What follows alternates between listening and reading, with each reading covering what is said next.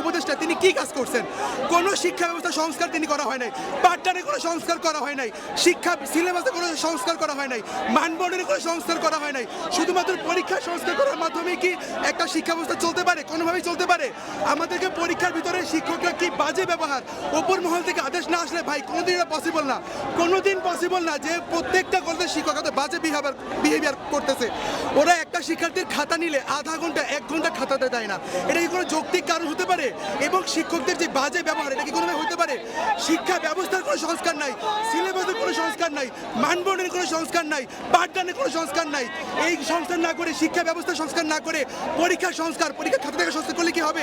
Hasanpur college, Comilla দাউদকান্দিতে Hasanpur কলেজের একটা ছেলে, আপনারা সাংবাদিক, আপনারা কোনো কাজই করেন না, আপনারা শুধুমাত্র কি করতেছেন, মেয়েরা কি করতেছে পরীক্ষা দিয়ে বের হলো, এগুলো আপনারা খালি নোটিস করেন। একটা ছেলে 104 ডিগ্রি, 1 মিনিট, একটা ছেলে 104 ডিগ্রি জ্বর নিয়ে হাসানপুর কলেজে, সে একটু লেট করে কলেজে যায়, সে লাইভে কথাগুলো বলছে, সরি ভিডিওতে, সে তখন সে কথাগুলো বলছে, দেন শিক্ষক তার কাছ থেকে খাতা নিয়ে গেছে, এবার আধা ঘন্টা তার কাছ থেকে খাতাটা নিয়ে রাখছে। সে যখন শিক্ষককে আস্ক করে যে স্যার কেন খাতা নিয়েছেন, সে বলে তোমার পাশ থেকে দেখে লিখতেছিল। ভাই এটা কোন ধরনের ইনসাফ? এটা কোন ধরনের ইনসাফ? এন্ড দেন ওই শিক্ষক যখন ওর কাছে খাতাটা যখন পরীক্ষা শেষে যখন খাতাটা জমা নেয়, তখন কি করছে, তখন শিক্ষক তার মার্ক থেকে 7 মার্ক কাটছে। এটা কোন ধরনের যৌক্তিকতা ভাই?